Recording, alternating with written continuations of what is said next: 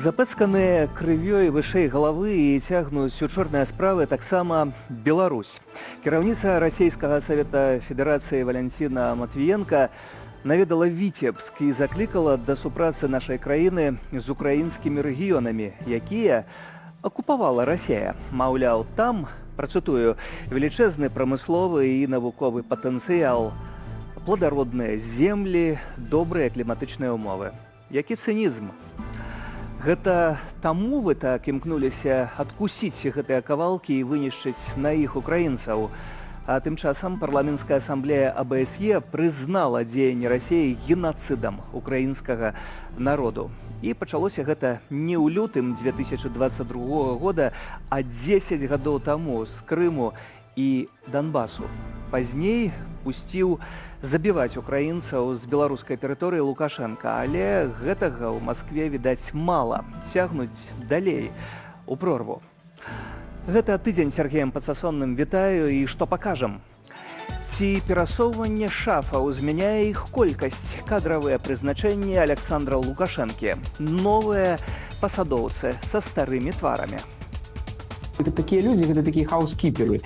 То бок гэта тыя людзі, якія прыглядаюць за домам, калі там хтосьці з'ехаў, і яны, вось, каб ён не разваліўся, там, не адсырэў і гэтак далей. На міграцыйны крызіс на мяжы Беларусі з Польшчай рэагуе Кітай. Польскі міністр замежных справаў Радослаў Сікорскі прыгразіў закрыццём мяжы цалкам, а прэзідэнт Анджэй Дуда наведаў Пекін, дзе абмяркоўваў дзеянні афіцыйнага Менску.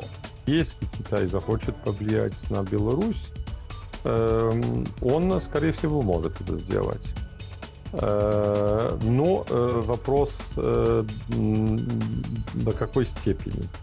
И вот здесь я не уверен, поскольку на политику Минска влияет прежде всего Москва. Усе бачаць, а Байден не. Слабы вынік дзейнага прэзідэнта ў першых перадвыбарчых дэбатах у ЗША. Былы прэзідэнт Дональд Трамп ізноў на кані. У нас была найвялікшая эканоміка ў гісторыі нашай краіны. Мы ніколі не працавалі гэтак добра. Усе былі ўражаныя гэтым. Іншыя краіны паўтаралі за намі. А на пачатак перасоўвання палітычнай мэблі Александр Лукашенка робіць новыя прызначэнні, толькі вось твары старыя і вядомыя. І тое, што прапагандысты з помпай выдаюць за вялікае і значнае, толькі пшык, бо з новымі, як і былымі кадравымі, рашэнні прымае адная асоба. Ці сапраўды гэта замена толькі шыла на мыла, а можа нешта яшчэ? Кацярына Гардзеева. Кадравыя перастаўлянні ва ўрадзе Лукашэнкі – частка складанай гульні, у якой на коне не толькі лёс асобных чыноўнікаў, але і будучыня ўсёй краіны. Дыктатар зноў і зноў картуе калоду сваёй бюрократычнай сістэмы, імкнучыся выцягнуць патрэбныя козыры.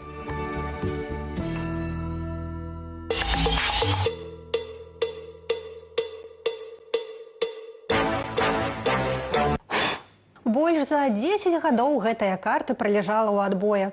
І нічога, здзьмулі пыл і вярнулі на старую пасаду. Наталя Пяткевіч ізноў стала намесніцай кіраўніка адміністрацыі Александра Лукашэнкі.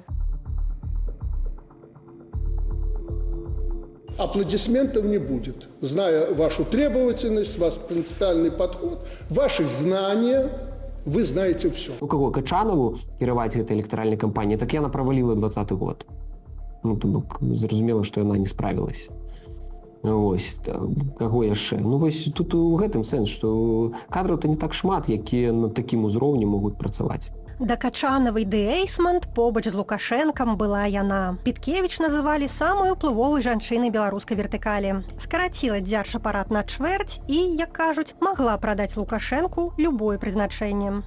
Так, у беларускай рэжымнай сістэме хто мае доступ да Лукашэнкі найбліжэйшы, той і мае вельмі вялікі ўплыў палітычны. За 14 гадоў ва ўрадзе эфектная блондынка паспела папрацаваць на пазіцыях прэс-сакратаркаю дыктатара, першай намесніцы адміністрацыі і, урэшце, памочніцы Лукашэнкі. Але ў 2014-м карту Наталі прыбралі з гульнявога стала. Пасля размовы ейнага шэфа з пранкерамі, што выдавалі сябе за сына Виктора Януковича.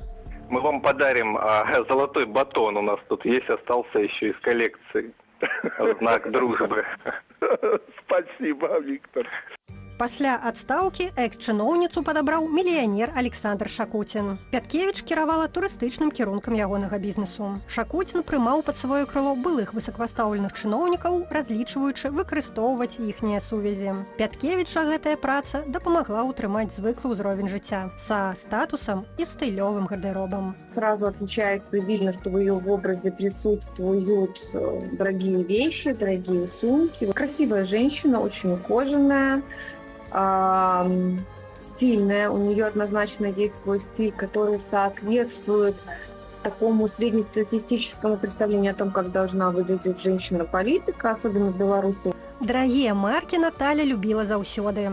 На адрозненне ад большасці айчынных чыноўнікаў, якія брэндавыя рэчы перад Лукашэнкам не свецяць, яна дае перавагу сусветным модным дамам. Ёсць у ейным гардеробе чаравікі за $1300 і пара брэндавых сумак. А вось гэты Біркін каштуе $5500. Можа, муж набыў. Вы знаете, а я не совсем понимаю, каким образом эти процессы связаны. Цяперашні сужанец Наталі, Валянцін Рыбакоў, сталы прадстаўнік Беларусі пры ААН, даў жонцы і штосьці нашмат каштоўнейшае – магчымасць жыць у ЗША. З 2006 года Пяткевіч застаецца пад амерыканскімі санкцыямі, але тыя абмежаванні не распаўсюджваюцца на сем'ю дыпламатаў пры ААН. Праўда, ёй дазволена прыязджаць толькі ў Нью-Йорк і перасоўвацца там у межах 25-кіламетровай зоны. Гэтак і не пабачыўшы Амерыкі за 6 гадоў жыцця там, Наталя вярнулася на радзіму. Демократию хлебнули в Соединенных Штатах Америки. Пора возвращаться домой и начинать работать. З вяртаннем былой каралевы лукашэнкаўскай адміністрацыі становішча рэшты набліжаных да цела дам Качанавай і Эйсмант моцна пахіснулася. Качанову уже трохі аддалілі. Вот, калі прааналізаваць яе з'яўленне ў медыях дзяржаўных, іх стала менш. Ввогуле яна не прысутнічае на шмат якіх нарадах. Што тычыцца Пяткевіч, я думаю, што будзе ў іх бойка з Эйсмант. Ці то уплыў Эйсмант будзе зніжацца, ці нават яна можа і не перажыць гэтае прызначэнне на пасадзе прэс-сакратаркі.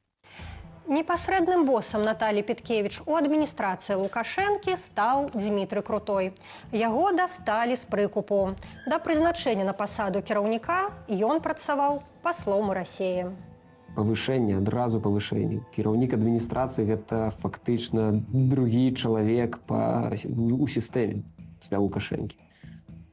Вось, таму і ў яго рэальныя рычагі ўплыву. Гэта павышэнне вельмі моцнае, гэта прызнанне, і я думаю, што і цікава, што ён прайшоў такі шлях, і пабыў у Расіі, там, то бок гэта, рыхтавалі чалавека, рыхтавалі да такой адказнай пасады. Лукашэнка ўскладае на Крутога вялікія спадзяванні і актыўна прасоўвае яго на кар'ернай лесвіцы. У 37 гадоў чыноўнік узначаліў Міністэрства эканомікі, наймаладзейшы міністр ва ўрадзе Сергея Румаса. Хуткі. Вельмі хуткі. У 2014 годзе ён быў начальнікам управлення ў Міністэрстве эканомікі. 2024 год кіраўнік адміністрацыі Лукашэнкі. Гэта для беларускай сістэмы номенклатурнай гэта фенаменальны. На мінулай пасадзе Крутой выступаў за эфектыўную эканоміку, свабодную ад ваганняў курсаў валютаў і закрэдытаваных прадпрыемстваў. Ідэя нібыта добрая, але эканамічная тэорыя чыноўніка сумнеўная. Калі канкрэтна называць тавар, па якім я сачу за ростам коштаў, гэта сыры, бо мае дочкі вельмі любяць сыр. Чым рэальна вылучыўся Дзмітрый Крутой, гэта выконваннем крэмлёўскіх загадаў па інтэграцыі Расіі і Беларусі. Так званыя дарожныя карты яго рук справа. Максіму Рыжанкову, былому кіраўніку адміністрацыі, далі казырную пасаду. будзе кіраваць тым, што засталося ад беларускай дыпламатыі. Заўсёды Максім Ражанкоў ставіўся вельмі з такім вялікім апетытам і амбіцыямі да гэтай пасады. Ён папсаваў кроў многім міністрам, якія былі на гэтай пасадзе, пакуль ён быў у адміністрацыі прэзідэнта, і меў магчымасць кантраляваць, адсочваць, рабіць вывалачкі для міністраў там цэлага шэрагу гэтых міністраў. Ну, урэшце рэшт яго мара збылася. Пад Ражанкова расчысцілі пасаду. Ягонага папярэдніка Сергея Алейніка скінулі ў адбой усяго праз 2 гады службы. Маўляў, той не апраўдаў чаканняў боса. Гэта міністр фіаска. Той чалавек, які нічога уцямнага не зрабіў для беларускай дыпламатыі. Ён прадаў беларускую дыпламатыю ў інтарэсах Расійскай Федэрацыі поўнасцю. Ён прэтэнзіі, якія яму ставіліся, гэта інфармацыя трапіла да нас дзесьці 8-9 месяцаў таму назад, што ўжо пашлі чуткі, што ён можа быць зняты з пасады, таму што ім быў незадаволены Лаўроў. Ім не ўдалося ўсталяваць персанальныя, асабістыя, блізкія адносіны, на якія разлічваў Лаўроў, і такія сігналы шлі з Масквы. Лукашенко не рашаўся гэта зрабіць, але прыйшоў час, бо таксама у Алейніка ёсць праблемы са здароўем, з сэрцам. Як загадаў Лукашенка, на новай пасадзе Ражанкову даручна страсянуць МЗС. Новы міністр яшчэ не ўзяўся за справу, а міністэрства ўжо трасуць. Сілавікі. Так на гэтым тыдні стала вядома пра смерць былога пасла Беларусі ў Нямецчыне Дзяніса Сыдарэнкі. Паводле адной з версіяў, у 48-гадовага чыноўніка не вытрымала сэрца. Паводле іншай, ён скончыў жыццё самагубствам пасля ціску і тэстаў КДБ на адданасць. Кожны дыпламат, які зараз хоча паступіць на працу ў міністэрства замежных спраў, а гэта фактычна з досведам дыпламат, але ён зноў жа такі паступаў як бы нанова ў МЗС, павінен прайсці паліграф. І вось паліграф, наколькі я ведаю, Дзяніс Сідарэнка не прайшоў. З валета у каралі. Намесніка міністра прамысловасці Александра Яфімова павысілі да міністра. Відаць, Лукашенко паверыў у прарыўны погляд маладога чыноўніка на галіну. Нават калі ўявіць сітуацыю, што закупкі за мяжой спыняцца, мы цалкам можам абысціся без імпарту. Запэўніваю, што ніводная пазіцыя не пацярпіць. У Ефімова узорна-паказальная кар'ера. Падняўся з нізоў. Працоўную дзейнасць пачаў простым аператарам станкоў на Амкадоры. У сярэдзіне нулявых стаў загадчыкам участку. Пасля намеснікам генеральнага дырэктара ў вытворчасці. Затым гендырэктарам прадпрыемства. Такія людзі, гэта такія хаўскіперы. То бок гэта тыя людзі, якія прыглядаюць за домам, калі там хтосьці з'ехаў, і яны вось, каб ён не разваліўся, там не адсырэў і гэтак далей. У 22-м адбылося новае прызначэнне дамавітага чыноўніка. Павысілі да намесніка міністра прамысловасці. Лукашенко зразумеў, што час змяніўся, патрэбныя новыя кадры. І вось ён усё больш прасоўвае на галоўныя пасады менавіта тых людзей, якія альбо сфармаваліся цалкам у эпоху Лукашенка і з'яўляюцца, так бы мовіць, прадуктамі лукашызму, альбо тыя людзі, якія заспелі лукашэнкаўскі перыяд толькі ў маленстве. Поки ён хоча паглядзець, і вось гэтыя кадры яны справяцца, гэта менавіта тая наступная генерацыя, якая, як ён мяркуе, у будучыні будзе працягваць яго курс. За святая святых Лукашэнкі Міністэрства сельскай гаспадаркі і харчавання цяпер адказны яшчэ адзін малады чыноўнік. Былы першы намеснік старшыні віцебскага аблвыканкаму Анатолій Ліневіч. Раней Ліневіч быў памочнікам Лукашэнкі ў справах вобласці і мае з тым наладжаны кантакт. Асноўнае, што заўважу, гэта, канешне, прынцып прасавання старой калоды, наколькі няма магчымасці знаходзіць новыя кадры. Для мяне гэта, канешне, ўсё сігналы таго, настолькі кароткая скамейка запасных, і галоўнае, наколькі Лукашенко не гатовы дапускаць да сапраўды нейкіх ключавых пасадаў новых персонаў. Найбліжэйшымі месяцамі стане зразумела, наколькі паспяховым будзе гэтае чарговае картаванне калоды. Што відавочна ўжо сёння, Александр Лукашенко не плануе здаваць сваіх пазіцыяў і, абкладзены старымі козырамі, рыхтуецца да чарговай электаральнай кампаніі. Кацярына Гардзеева, Белсат. Кадровыя змены і на дэмакратычным поле. Валер Кавалеўскі больш не прадстаўнік у замежных справах у аб'яднаным пераходным кабінеце і не намеснік ягонай кіраўніцы Святланы Ціхановскай. Рашэнне грымнула нечакана ў сераду. Прычыны досыць цьмяныя, а мова тлумачэнняў, як належыць дыпламату, дыпламатычная. Але незамянімых, як кажуць, няма, і ўжо праз пару гадзінаў знайшоўся іншы міністр, цяпер адказным у пытаннях міжнародных справаў Владимир Остапенко.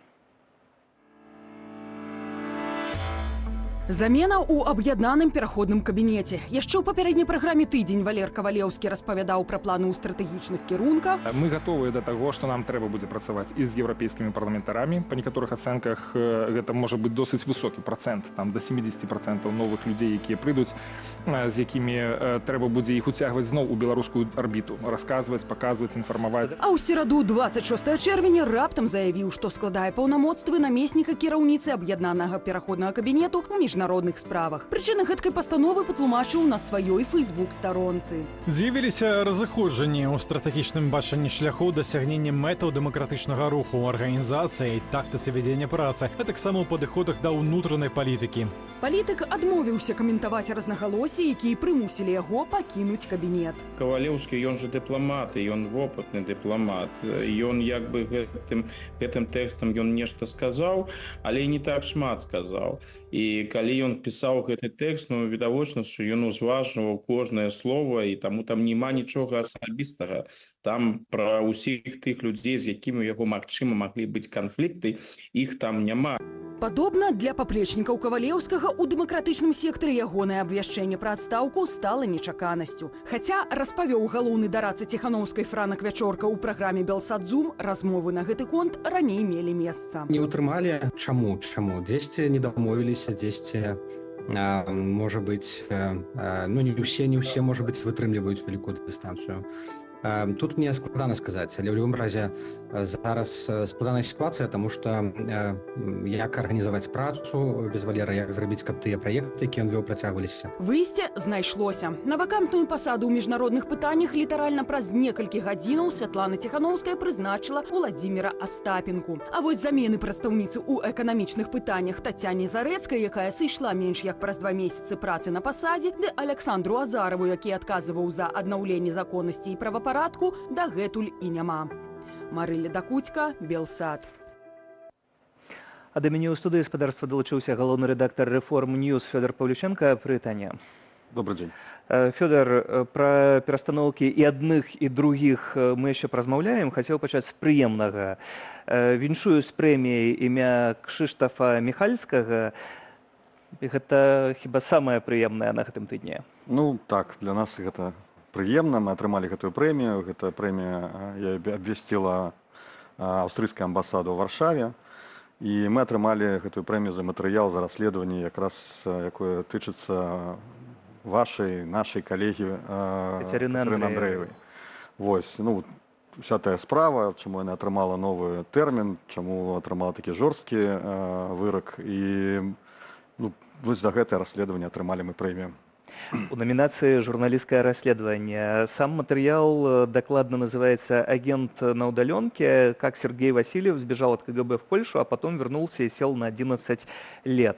Узнікае адразу пытанне, я сёння адмыслова перачытваў перад нашай размовай гэтае расследаванне, агентура вакол нас?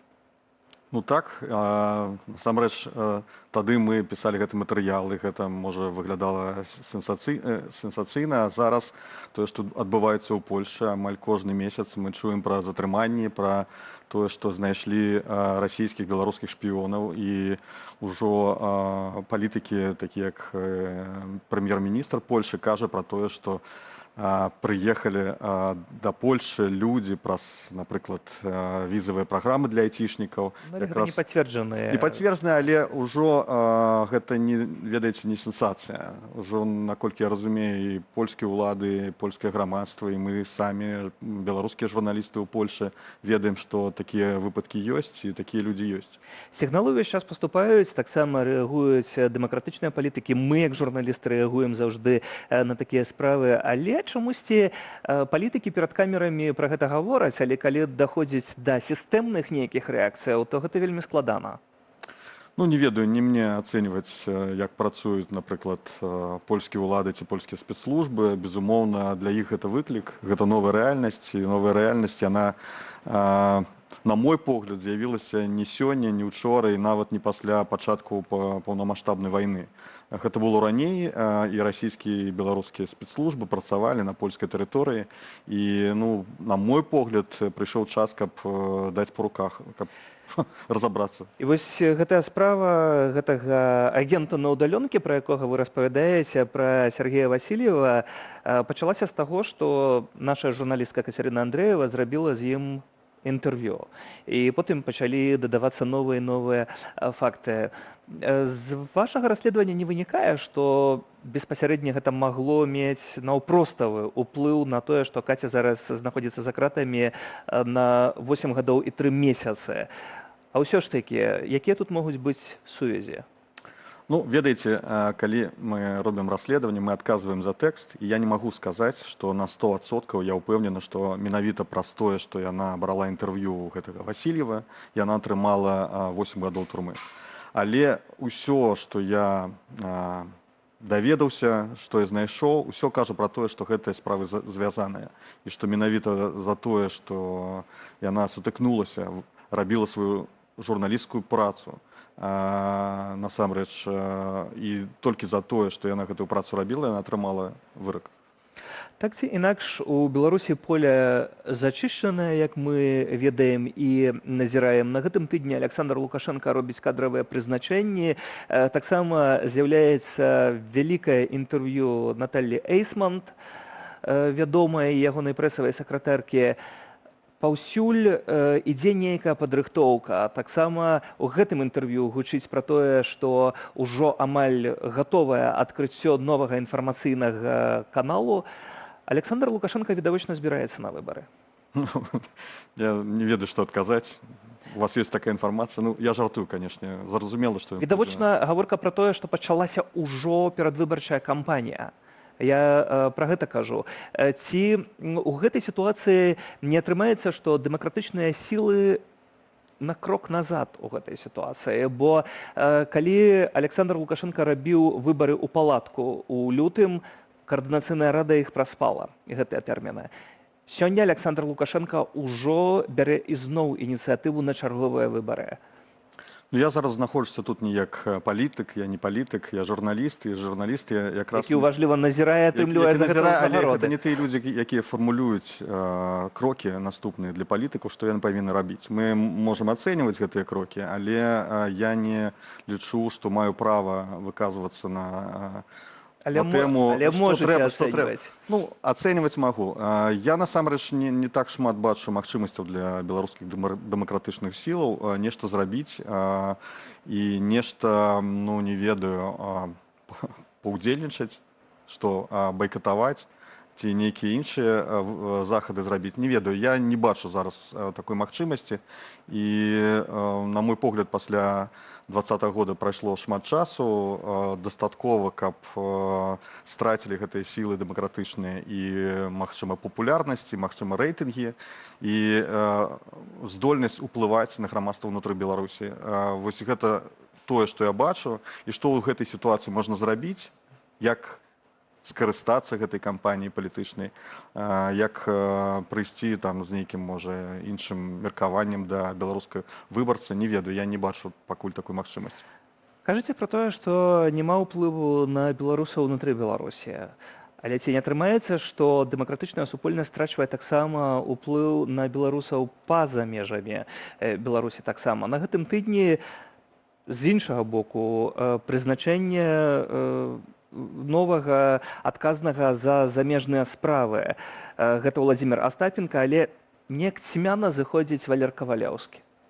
Ну, гэта якраз і кажа пра тое, што ёсць праблема ў беларускіх дэмакратычных сілаў. І можна пажартаваць, канешне, што это такі, ведаеце, баш на баш Лукашенко зняў Алейніка, а тут беларуская дэмакратычная супольнасць зняла Кавалеўскага, але лічу, што гэта кажа пра праблему ўнутры каманды, пра тое, што магчыма Я не ведаю насамрэч, чаму так адбылося, але бачу, што самы паспяховы напрамак дзейнасці гэта міжнародны, і кожны і палітык, і Але пашпарт Новай Беларусі быў правальны. Але вось пра гэта, што кожны хоча займацца гэтым напрамкам. І таму канкурэнцыя, магчыма, нейкія канфлікты былі. А пра пашпарт Новай Беларусі, ну, не ведаю, я быў з тых людзей, хто не той, што аптымістычна глядзеў на... Мне вельмі хацелася, шчыра. Мне таксама вельмі хацелася. Я бачыў усе праблемы, што гэта, насамрэч, быў бы цуд, калі б зрабілі гэты пашпарт.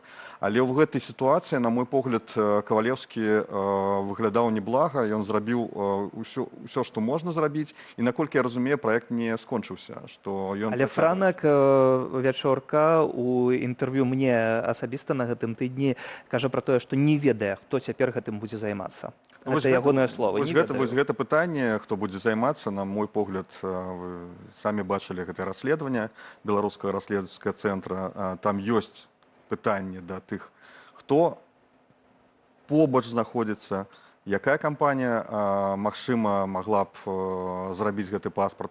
Таму, безумоўна, зараз такі цяжкі момент.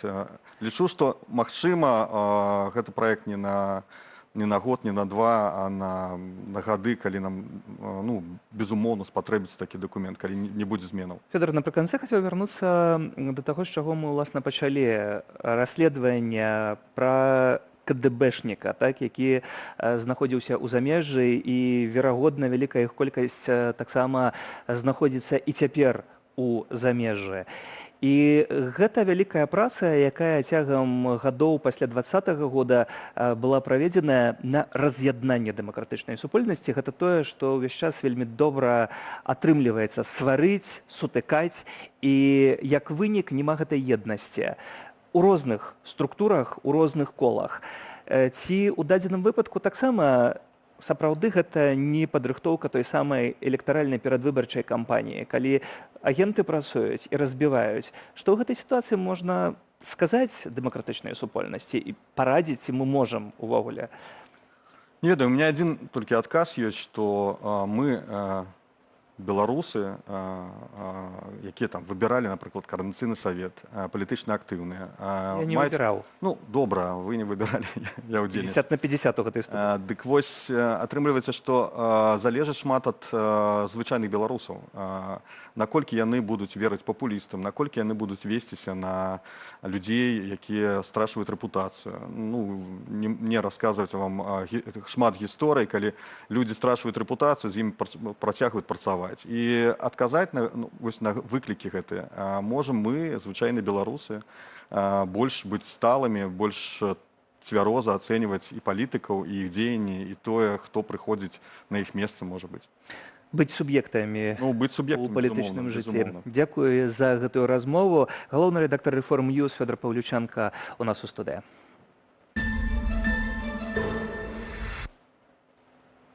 На любую сілу ёсць іншая сіла, мацнейшая.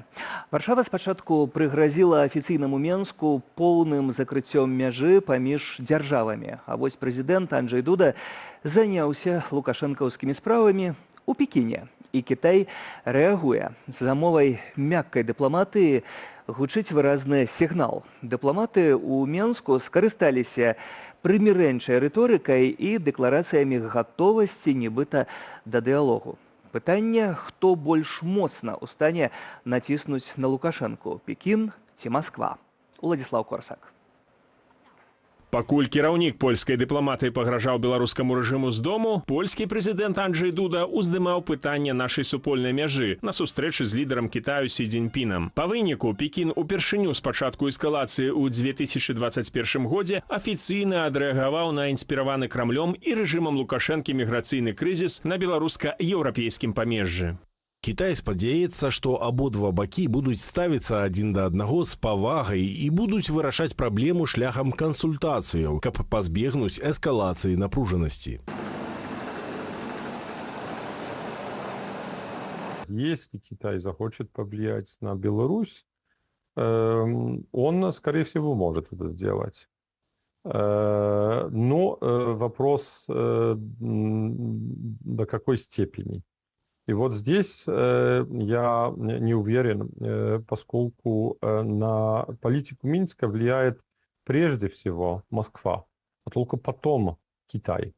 Если бы Польша закрыла полностью границу, то это повлияет и на поток товаров из Китая. Китаю это зараз закрыццё мяжы відавочна не цікава, тому у ягоных інтарэсах дамовіцца з Еўрапейскім Саюзам і Польшай і, так мовіць, ціснуць на сваіх заходніх суседзяў, на Расію і Беларусь, каб яны не перашкаджалі ягонаму бізнесу.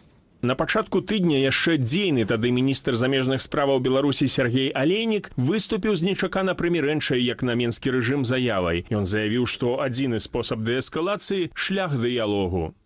Калі Польшча да гэтага гатовая, хаця б у пытаннях памежнай супрацы, якая згорнутая з ініцыятывы польскага боку і іншых еўрапейскіх партнёраў, то мы гатовыя гэтыя тэмы абмяркоўваць.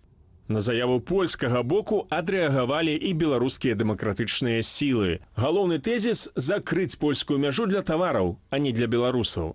Я до сих пор довольно скептически относился к такому вот резкому шагу.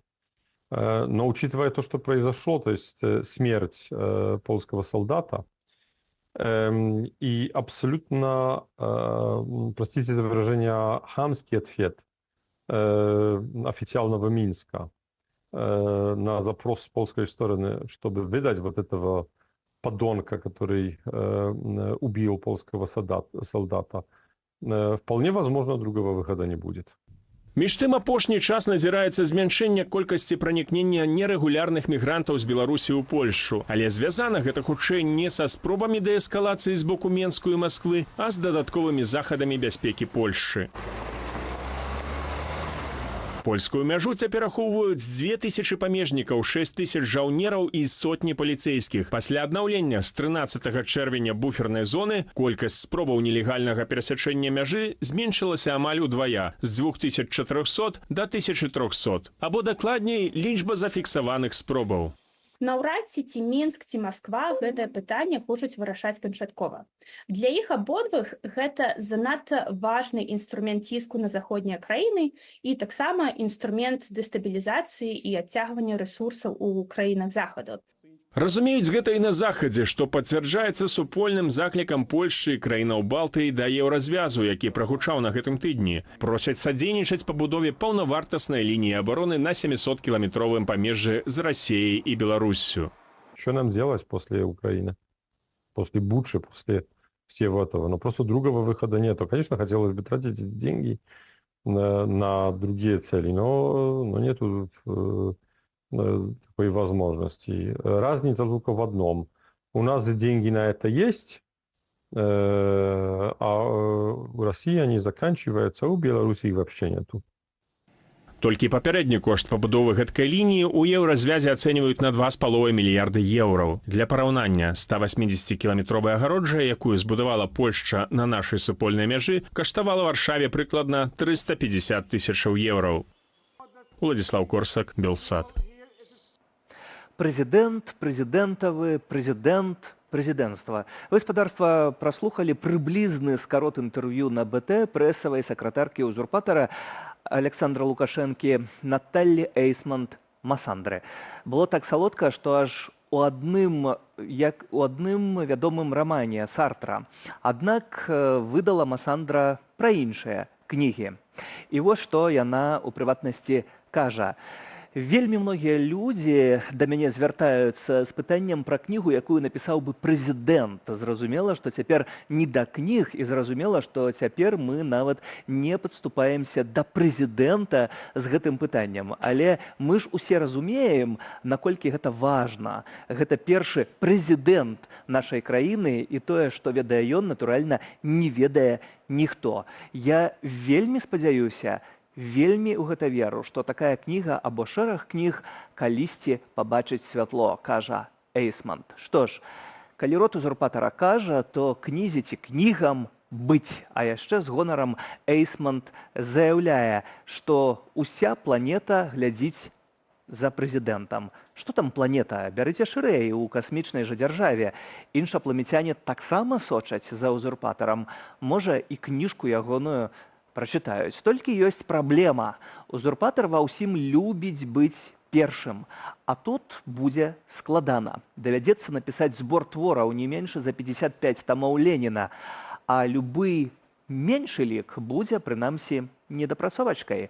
А потым можна змусіць усіх ахвочых і неахвочых не толькі чытаць і перачытваць, а нават завучваць на памяць несмяротныя цытаты. Хаця і гэта не новае. Крывавы тыран Мао Цзэдун пакінуў пасля сябе маленькую чырвоную кніжыцу з ягонымі выказваннямі. У Кітаі яе можна набыць на розных мовах ледзь не на кожным кроку. Турысты набываюць як сувенір. Была яшчэ і зялёная кніга сябрука Лукашэнкі Кадафі. Той, праўда, дрэнна скончыў. Лепш на яго не раўняцца. Хаця, таксама першы прэзідэнт Туркменістану Сапармурат Туркменбашы напісаў, прынамсі, так кажа афіцыйная версія, кнігу «Рухнама», якая лічыцца святой у туркменскага народу, ці змушаюць так лічыць, а 12 верасня дзень яе сканчэння нават стаў дзяржаўным святам. А ў Ашхабадзе ёсць і помнік Рухнамы. А вось другі прэзідэнт Туркменістану, Гурбангулы Бердымухамедаў, увогуле так распісаўся, што ў каталогу ёсць больш за 60 ягоных твораў, сярод якіх ажно 11 тамоў выразаў да новых вышыняў прагрэсу. А кніга «Конь. Сімвал вернасці і шчасця» ўжо перакладзеная, прынамсі, на хіндзі, турэцкую, кітайскую, арабскую, нямецкую мовы. Водзя майстар пера, вялікі талент, нават рэп пісаў у гонар свайго каня. Таму спадарыня Эйсмант давядзецца пафантазіраваць і не пра Масандру, каб быць сапраўды першымі. Можа, кнігу пра шпіца Умку ці нават гімн, толькі тут хіба надыктаваць, як вы кажаце ў інтэрв'ю на БТ, не атрымаецца. Гэта там вы, як прызнаецеся, надыктоўваеце прапагандыстам, што і як казаць у эфіры. А яшчэ так вам, захад абрыд, а галоўнай падзеяй у інтэрв'ю называеце сустрэчу нармандскай чацвёркі. Ах, як жа для вас гэта важна. А цяпер не пускаюць. Распавядаеце, як хутка рыхтавалі гэтую сустрэчу, як адказна. Можа, таксама пра яе напішыце ў кнізе. Хаця і тут не першая. Былы французскі прэзідэнт Франсуа Алянд ужо напісаў кнігу «Урокі улады», дзе узгадаў тую самую сустрэчу. І жудасныя бутэрброды ды ўмовы для адпачынку ў фатэлях тады, як Пуцін спаў у ложку. Так што лепш не распавядайце пра гэта. Хаця, як кажаце, у вас жа свабода на працы, толькі потым дадаеце асцярожна, адносна, што праўда. І яшчэ вы заўжды на тэлефоннай сувязі, нават закрытай. Але пра гэта таксама не пішыце ў кнізе, бо для беларусаў гэтую сувязь адкрылі, тэлефонныя запісы злілі, і ўсе ведаюць, як у лістападзе 2020-го вы з Баскавым і Шакутам, заліўшыся Масандрай, ганялі па менскіх дварах ды зразалі бел-чырвона-белыя стужкі. А потым, калі Раман Бандарэнка адважыўся вам перашкодзіць, яго збілі да смерці. Вы, спадарыня Эйсмант, кажаце, што мемуары сабраліся пісаць, каб нейкую праўду распавесці. Крыві ж з вашых рук мемуары не змыюць, чтоб вы там не пісалі і як бы не пасміхаліся. У гэтым інтэрв'ю на БТ вы нават самі не падазраеце, колькі ўсяго нагаварылі і ў чым прызналіся. Можа, вы і прафесійная акторка, толькі тэатр пагарэлы. Кажаце, што ў Лукашэнкаўскім музеі нават ёсць частка пра падзеі 2020-го. І гэта, як дадаеце, Мекка для наведнікаў. Так, маўляў, усе хочуць пабачыць аўтамат, з якога Лукашенко збіраўся забіваць беларусаў. Там жа і карціна з Колем у бронекамізэльках. Дык я вам так скажу. Гэта не Мекка, гэта улікі злачынстваў. Таму захоўвайце іх беражліва да будучага суда. Суда над вамі і вашым шэфам, якому вы так аддана служыце. Ён, можа, не дажыве, хаця хацелася б, а вось вам давядзецца адказваць. І ваша прымаўка пра тое, хто кусае руку, якая корміць, і ліжа бот, які штурхае, загуляе новымі барвамі. А што да вашых мемуараў, спадарыня Эйсмонт, то, спадзяюся, у турме ў вас будзе шмат часу, каб гэтым заняцца. Такое ўражанне, што праблему бачаць усе апроч Джо Байдена. Першыя прэзідэнцкія дэбаты з Дональдам Трампам далі дзейнаму кіраўніку ЗША правальныя вынікі. 2/3 гледачоў тэлеканалу CNN падтрымалі былога прэзідэнта. Тэлекампанія гаворыць пра паніку сярод дэмакратаў, рэдакцыя «Нью-Йорк Таймс» заклікае Байдена сысці з дыстанцыі, а тэлеканал NBC кажа пра калектыўнае самазабойства, і толькі Байден упэўнены, што ў стане перамагчы. Падобныя дэбаты перад выбарамі могуць крута змяніць хаду сусветных падзеяў. Гэта было 1,5 гадзіны жывога эфіру і дыскусія пра ўнутраныя справы Амерыкі ды геапалітыку. Гучалі ўзаемныя абвінавачванні і папулізм. Было пра дасягненні ды абразы. Тэма Украіны, а нават упершыню на амерыканскіх дэбатах гучала Беларусь. У кандыдатаў былі нататнік з асадкай, бутэлька вады і 90 хвілінаў, каб пераканаць нявызначаных выбарнікаў і натхніць упэўненасцю ўласных прыхільнікаў. Паводле правілаў дэбатаў, на якія пагадзіліся абодва штабы, дыскусія праходзіла без удзелу жывой публікі, а апаненту адключалі мікрафоны, пакуль прамаўляў ягоны супернік. Байден і Трамп не шкадавалі гучных словаў, абвінавачваючы адзін аднаго ў правалах ва ўнутранняй і знешняй палітыцы, ды падкрэслівалі ўласныя дасягненні падчас прэзідэнцтва. У нас была найвялікшая эканоміка ў гісторыі нашай краіны. Мы ніколі не працавалі гэтак добра. Усе былі ўражаныя гэтым. Іншыя краіны паўтаралі за намі. Падчас COVID-19 мы ўклалі велізарныя грошы, каб не скаціцца ў вялікую дэпрэсію, як тое было ў 1929 годзе. Я б не стаў павышаць кошт сацыяльнага забеспячэння для тых, у каго прыбытак меней за $400 000. Пасля гэтага я прымусіў багатых людзей плаціць сваю справядлівую долю, падвышаючы яе з 1% і далей, каб мець магчымасць гарантаваць праграму на ўсё жыццё. Перайшоўшы да пытанняў замежнай палітыкі, Трамп вінаваціў свайго апанента ў вывадзе амерыканскіх войскаў з Афганістану, назваўшы гэтае рашэнне самым ганебным у гісторыі краіны, якое і падштурхнула Расію да нападу на Украіну. Уся краіна выбухае праз вас, бо яны вас не паважаюць, яны павінны паважаць свайго прэзідэнта, а вас не паважаюць ва ўсім свеце. Трамп зноў нагадаў, што мае план, як спыніць вайну ва ўкраіне, і паабяцаў зрабіць гэта яшчэ перад тым, як афіцыйна заступіць на прэзідэнцкую пасаду. Аднак Байден яму запярэчыў, згадаўшы, што ў выпадку перамогі Пуціна ва ўкраіне той рушыць на захад, на Беларусі, Польшу. Беларускае пытанне ўпершыню было ўзгаданае ў публічнай дыскусіі двух кандыдатаў на прэзідэнцтва ЗША. Вы хочаце трэцяй сусветнай вайны. Няхай ідзе і перамагае, і няхай Пуцін скажа: рабіце, што хочаце, НАТО. Не стрымаліся палітыкі падчас дэбатаў, абражаючы адзін аднога. Гэтак Трамп кпіў з Байдена, што той праз стан здароўя не можа ўдарыць па мячы ў гольфе на 45 метраў. Дзейны прэзідэнт нагадаў пра крымінальныя справы, у якіх ягоны апанент выступае абвінавачаным. У прыватнасці скандал аб сувязях з порназоркай Стормі Дэніелс. У вас мараль як у вулічнага кота. У мяне не было сексу з порназоркай.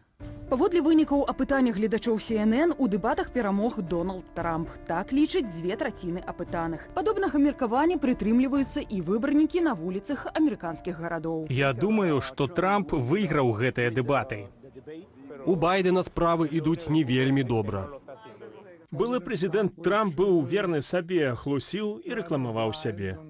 Лічу, што Джо Байден вельмі апантаны і разумны чалавек.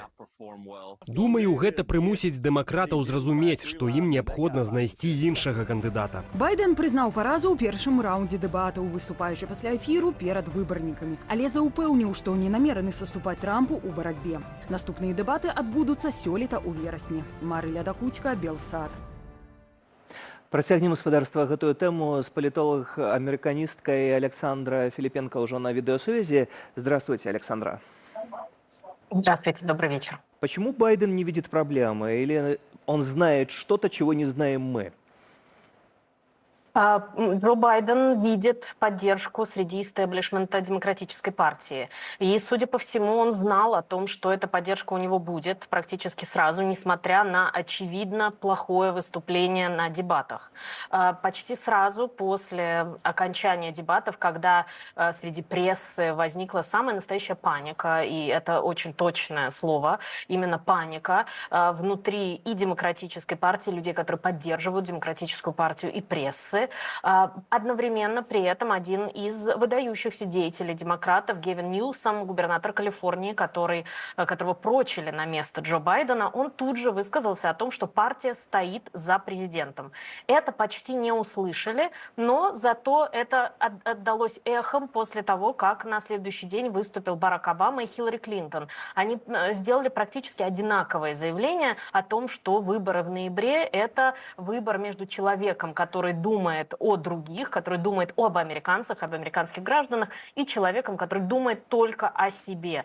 И Барак Обама и Хиллари Клинтон, в общем-то, лица истеблишмента Демократической партии, написали слова в поддержку Джо Байдена, и это нам говорит о том, что Демократическая партия совершенно не собирается менять своего кандидата, и Джо Байден никуда не хочет уходить. Вот об этом, видимо, Джо Байден знал уже сразу после окончания дебатов, просто действительно в большом количестве тревожных и очень таких волнительных заголовков прессы мы этого не слышали.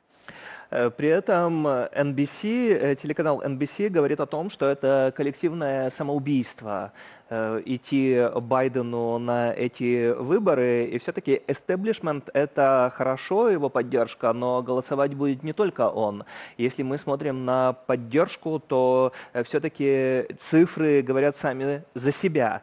Означает ли это, что мы увидим Байдена на вторых дебатах в сентябре все же? Есть такое впечатление, по крайней мере, на данный момент, что мы увидим Байдена на дебатах 10 сентября.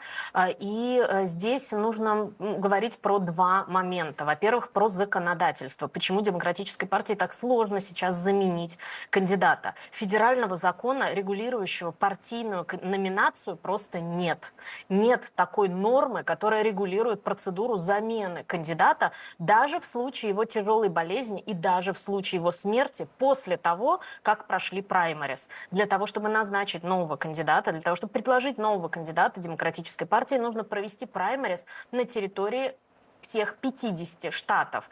И дело в том, что для того, чтобы это провести, во-первых, это очень дорого, но это можно даже оставить, предположить, что американские налогоплательщики готовы тратить еще миллионы долларов на проведение предварительных выборов, на проведение праймерис. Но опасность заключается в том, что поскольку нет федерального законодательства, как я сказала, нет федерального закона, регулирующего номинацию, то, как проходят праймерис, регулируется в каждом штате по отдельности. Поэтому мы знаем, эти предварительные выборы проходят в разные дни, мы получаем эту информацию в разное время. Где-то это кокусы, где-то это праймерис. Правила везде разные. И стоит напомнить, что даже сейчас, даже по нынешним правилам, даже имея нынешнего кандидата в Алабаме и Огайо, есть еще опасность, что Байден не появится в бюллетенях на выборах в ноябре. Потому что, согласно законодательству Алабамы и Огайо, съезд партии демократической проходит, получается, после дедлайна, который установлен конкретно в этих двух штатах.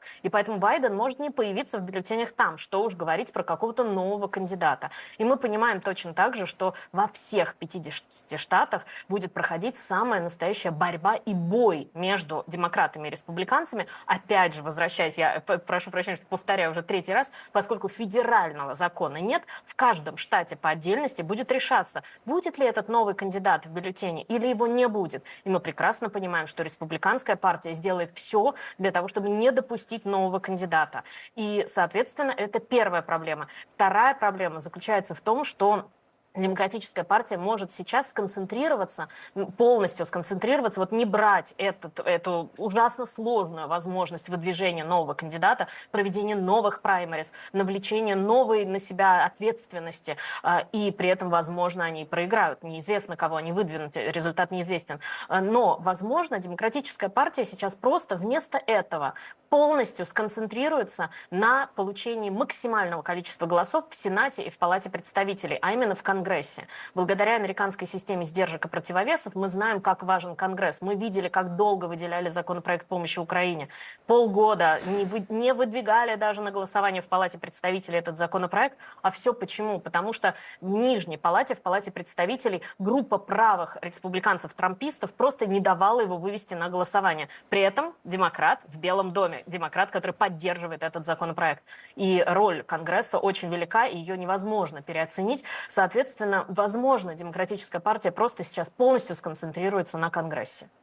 Давайте вернемся в наш регион. Я сегодня перед нашим интервью просмотрел заголовки российских изданий государственных, и там все самое негативное о Байдене, что только можно было увидеть, услышать и так далее. Почему Москва так надеется на Трампа? Он действительно может быть пророссийским президентом? Ведь Трамп известен тем, что он непредсказуем. Во-первых, я очень вам сочувствую, что пришлось смотреть российскую прессу. Это боль всегда. Но нет, рассчитывают на Дональда Трампа не потому, что он такой, кажется, большой друг. Ну, что стоит вспомнить, в 2016 году Маргарита Симонян, руководительница Russia Today, говорила о том, что она будет с американским флагом ездить по Москве в связи с победой Дональда Трампа. И мы не увидели сближения России с США, мы не увидели улучшения российско-американских отношений, каких-то прорывных договоров и так далее. Этого ничего не случилось. А почему идет расчет на Дональда Трампа? На Дональда Трампа рассчитывают как на человека, который привнесет хаос в Вашингтон. В 2016 году именно это он и привнес. Он предлагал большое количество законодательства, которое натыкалось на противодействие как раз в том самом Конгрессе. Даже в республиканском Конгрессе, потому что многое, что он предлагал, было просто неконституционно. Он подписывал разные исполнительные указы, которые в свою очередь наталкивались на разные судебные решения. Суды их отменяли. Вашингтон полностью был занят внутренней политикой. Он занимался исключительно собой. Соответственно, Москва предполагает, что если Дональд Трамп вернется в Белый дом, то США снова будут сконцентрированы только на себе. Строительство стены на южной границе, противостояние иммиграции и так далее, тема абортов, все темы внутренней политики. И не будет просто времени для того, чтобы заниматься внешней политикой, не будет времени для того, чтобы помогать Европе, не будет времени для того, чтобы заниматься войной в Украине, выделению помощи Североатлантическому альянсу и так далее. И, как Джо Байден сказал, для того, чтобы помогать Польше, Беларуси и другим странам НАТО. Получается, в этой ситуации то, что лучше всего получается у спецслужб российских, что известно из истории, это делать хаос на чужих территориях. А что касается ситуации в Украине, этот хаос все-таки как-то сократит помощь? Это будет зависеть во многом от Конгресса. Опять же, полгода мы ждали принятия законопроекта помощи Украине. Это было связано именно с Конгрессом. Как только он был выведен на голосование, он же тут же был принят. Джо Байден его тут же подписал. Очень быстро это все произошло. Поэтому, конечно же, Дональд Трамп в Белом доме ухудшит ситуацию. Нельзя говорить, что это не так, не стоит витать в облаках. Конечно, это все усложнит ситуацию, но это не прекратит помощь Украине. Это не прекратит помощь Европе. Все-таки мы говорим не о тоталитарном государстве, не о диктатуре. Все-таки есть этот баланс сил, благодаря которому Дональд Трамп не может действовать только так, как он хочет, не может разрывать договоры, не может волюнтаристски что-то совершать. Поэтому, конечно, да, это усложнит ситуацию, безусловно, но это не означает конец помощи. Очень важно будет смотреть, кто будет в Конгрессе. Очень важно. Даже если победит Джо Байден, даже если мы это предполагаем, а Конгресс будет республиканским, например, как одна только Палата представителей, как сейчас, или обе палаты, и Палата представителей, и Сенат, то это тоже очень усложнит ситуацию. Соответственно, очень важно следить за выборами не только президентскими, но и за выборами в Конгресс. Это тот момент, когда демократические структуры и целая система работает. Спасибо вам, политолог-американистка Александра Филипенко на відеосувязі. І яшчэ на момант застаемся ў замежжы. Выйшаў на волю журналіст Джуліян Ассанж, які раскрываў таямніцы уласна амерыканскай дыпламатыі. Пасля 12 гадоў судовых працэсаў і турмы Ассанж нечакана прызнаў віну узамен на тое, што ЗША знялі з яго ўсе абвінавачванні. Асанж разлічвае на памілаванне прэзідэнтам ЗША. Джо Байден ужо адмовіў, але калі чарговым кіраўніком Белага дому стане Дональд Трамп. У 2016-м Джуліан спрыяў абранню Трампа. У разгар прэзідэнцкай кампаніі партал Wikileaks апублікаваў сакрэтную перапіску кандыдаткі Гілары Клінтон, што сарвала ёй кампанію. Пра лёс журналіста і хакера, імя якога вядома ва ўсім свеце, Юлія Тяльпук.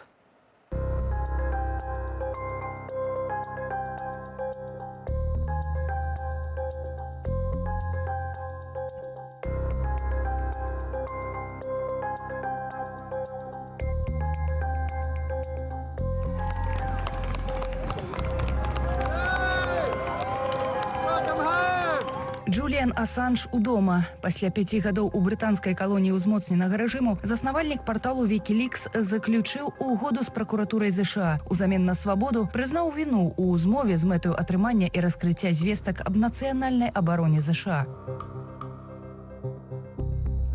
Злучаныя Штаты ніколі раней не прыцягвалі да адказнасці каго-небудзь за публікацыю сакрэтнай інфармацыі. У гэтым выпадку такой, што відавочна заслугоўвала асвятлення ў інтарэсах грамадскасці. Гэта была інфармацыя, што раскрывае ваенныя злачынствы ўраду Злучаных Штатаў. Яна паказала, што колькасць ахвяраў сярод цывільнага насельніцтва была значна большую, чым прызнаў урад ЗША. Гэта журналістыка найвышэйшага ўзроўню, і гэта абсалютна дакладна ніколі больш не мусіць быць злачынствам.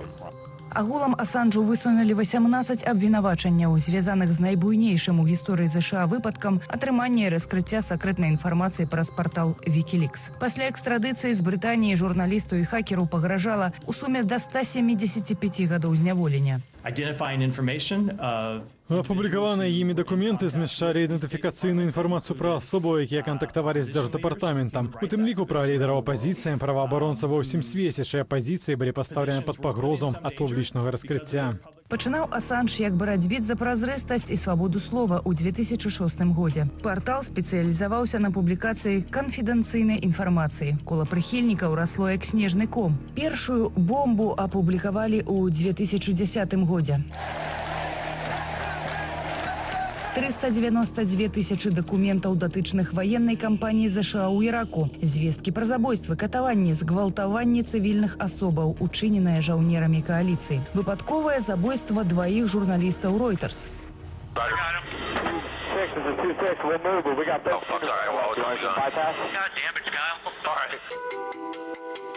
У тым жа 2010-м Wikileaks выклаў 250 тысяч канфідэнцыйных тэлеграмаў Дзярждэпу ЗША. Стала вядома пра сачэнне спецслужбаў за кіраўніцтвам ААН, пра пастаўкі Турцыі зброі Аль-Каідзе і пра атрыманне Іранам з Паўночнай Карэі сучасных ракетаў расійскага ўзору.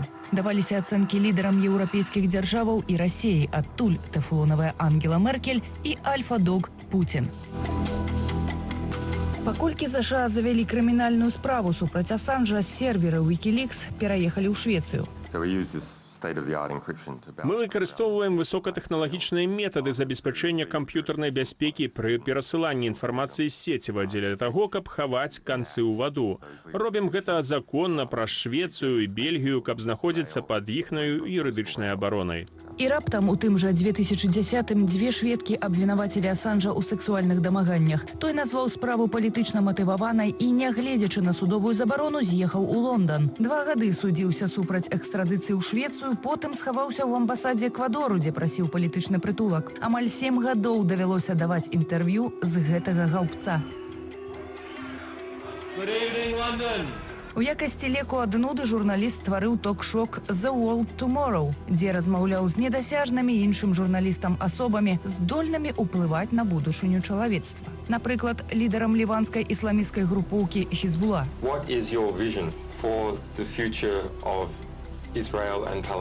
Хоць і без права на цэнзураванне, але правы на ток-шоу набыў фінансаваны расійскім урадам тэлеканал Russia Today. Брытанскі журналіст Люк Хардынг тады назваў Джуліана карысным ідыётам расійскай прапаганды. Беларуская прапаганда таксама карысталася. Для іх антызаходняй рыторыкі трэба мець сімвал супраціву.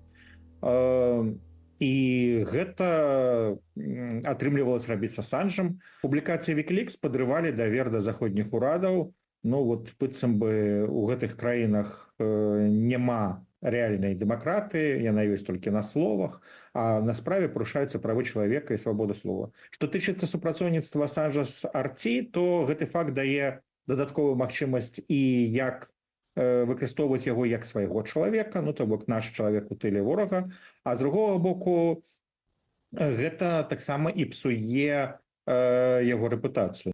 У 2016 годзе Асанжа абвінавацілі ў змове з Крамлём і Дональдам Трампам, які тады ўпершыню прэтэндаваў на месца гаспадара Белага дома. Wikileaks апублікаваў 13 тысячаў лістоў, адпраўленых з імэйлу ягонай канкурэнткі Хілары Клінтон, калі тая была дзяржаўнай сакратаркай ЗША. Гэта прывяло да расследавання FBI і крымінальнай справы супраць Хілары за слабую бяспеку інфармацыі і да страты сімпатыі ў часткі выбарнікаў.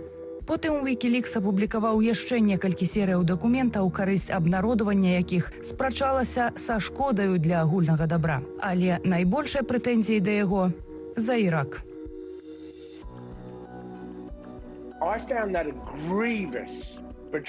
Ён абуральна здрадзіў заходніх вайскоўцаў, што знаходзіліся ў надзвычай небяспечных зонах баявых дзеянняў. Калі б Асанж паводзіў сябе як журналіст, ён бы не проста выкінуў гэтыя голыя дакументы, ён бы апрацаваў іх, прасеяў і адабраў з іх сапраўды вартыя ўвагі матэрыялы, якія прадстаўляюць грамадскія інтарэсы, павінныя быць апублікаваныя. Але ён гэтага не зрабіў.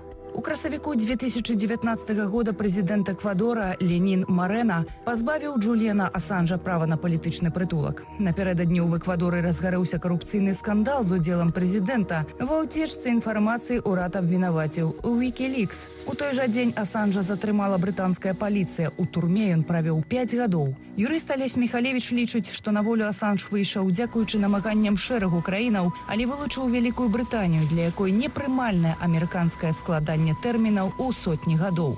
Тое, як гэта закончылася, гэта вся гісторыя, што з аднаго боку амерыканскі ўрад застаўся задаволены, бо чалавек адседзеў 5 гадоў, больш 5 гадоў. Трэба памятаць, што брытанская турма ўсё роўна з'яўляецца турмою, гэта ўсё роўна абмежаванне свабоды, гэта немагчымасць нармальна функцыянаваць. Плюс можам сабе ўявіць, у якіх умовах яму сядзелася, калі весь час была пагроза экстрадыцыі ў Злучаныя Штаты і правесці там сваё жыццё да канца. Адвакаты Асанжа неаднаразова заяўлялі пра дэпрэсіўны стан падабароннага і суіцыдальныя настроі, але ў дарозе дадому ён выглядаў бадзёра.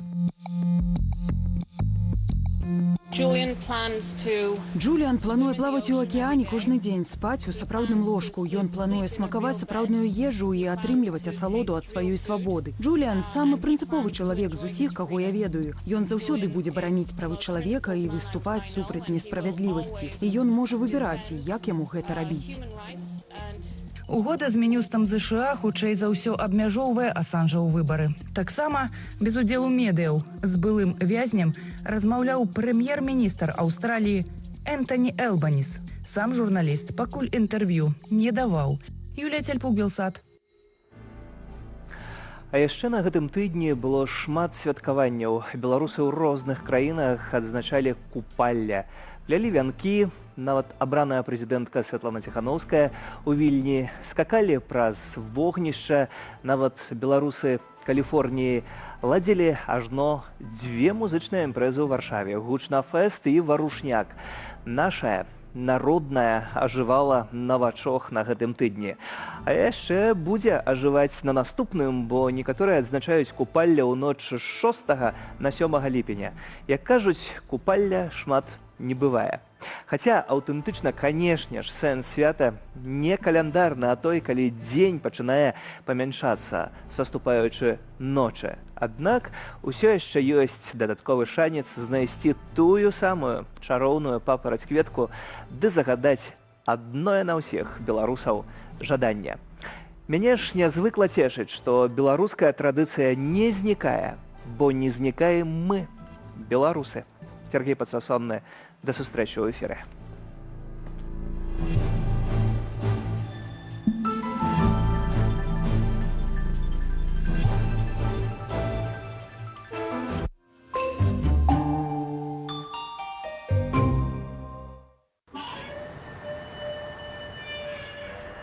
Посмотрите, какое яркое, какое чистое, безоблачное небо. Это говорит о том, что все будет очень хорошо в нашей родной